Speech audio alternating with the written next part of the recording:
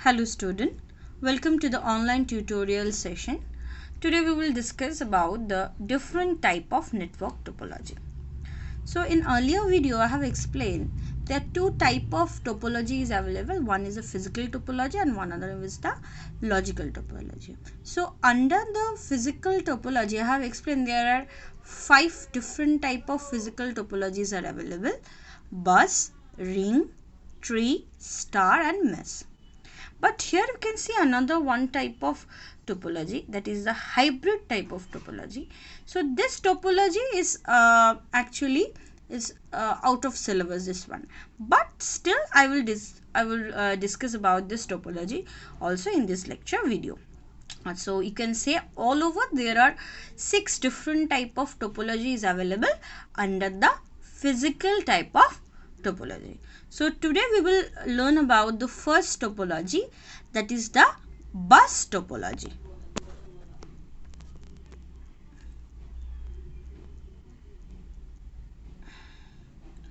Okay, so this is actually you can say the framework or network setup, or you can say the diagram of the bus topology. So here you can see in a bus topology that one long cable actually act as a backbone. Here you have seen this long cable actually worked as a backbone. So what actually the purpose? This backbone is there to link all the devices in the network. So first we have to understand why this kind of a topology is called bus topology.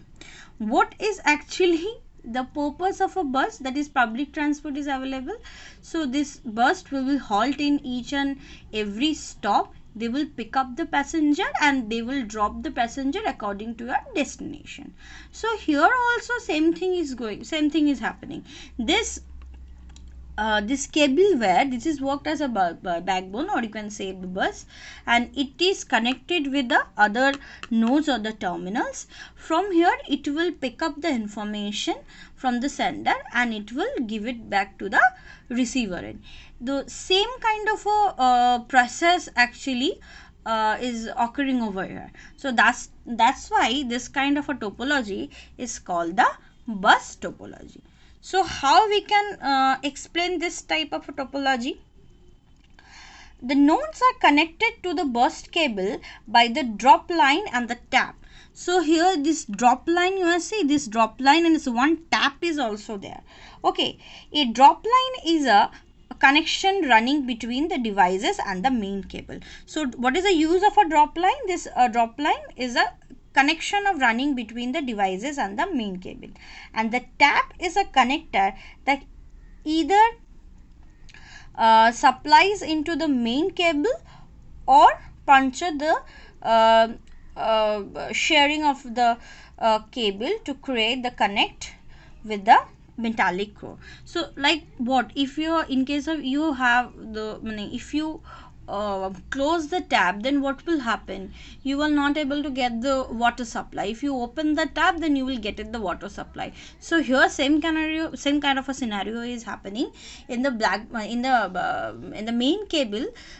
In the main cable you are through the drop line cable you are attached it with the main cable, and the tap is there. When you open the tap, it means you are actually connected with the main cable, backbone of the cable, and you are trying to transmit, and the rest of the time if it is off, then you don't want to transmit the informations. Okay, so this 2 point I have explained.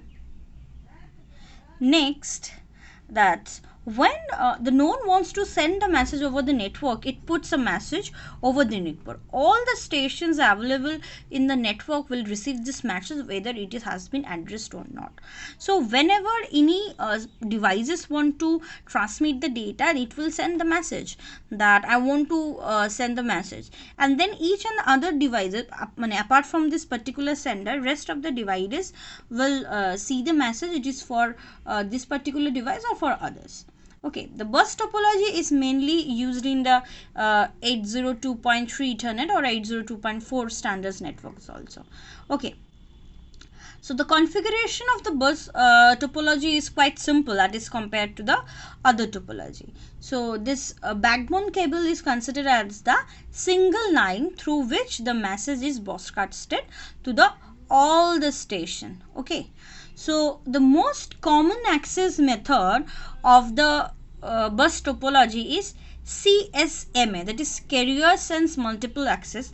This is a kind of a protocol or things. We will explain it what these things in details in other video, but I'm giving you just the concept of it. Okay, so what is CSMA? It is a media access control used to control the data flow so that the data integrity is maintained. It means so that it is maintained in a such a way that no packet of information is get lost. So there are two methods we are applying over here. One is CSMA-CD, another one is CSMA-CA. That is, first one is a collision detection one. So if both of the senders want to transmit the information, then collision may occur. So first, if this situation is occurring, then we have to senses that these things are happening, then we have to delete. Okay, so we have to delete these things and recover the after collision. We have to recover it. So this is actually the working on the principle of recovery after collision. Collision avoidance is that it will control the it will hold the collision occur. It means recovery it does not work on the recovery after collision. In previously it will try to stop the collision. Okay, so what are the advantages we are getting in case of bus topology? So low cost cable. This bus topology nodes are directly connected with the cable without passing through the hub or something. So installation cost is low. And moderate data speed, coaxial or twisted pair of are mainly used in bus based network. So support approximately 1000 Mbps.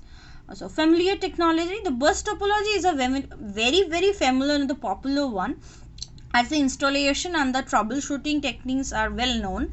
So and the hardware components are easily available, because only if any fault occur, I know in this particular part fault occur, because one single cable, that is net backbone cable, is available. If it is fault is occur, then we can easily find out this one. Okay, next point is limited failure. The failure in one node will not affect any other node, because I have told you that there is a tap in the drop down line is also there, and tap option also there. If one node is not working, then it will not affect the other one. Okay, next then we will find out what are the disadvantages of the bus topology. Okay, so disadvantage is extensive cabling. It is actually quite simpler, but still it is required a lot of cabling.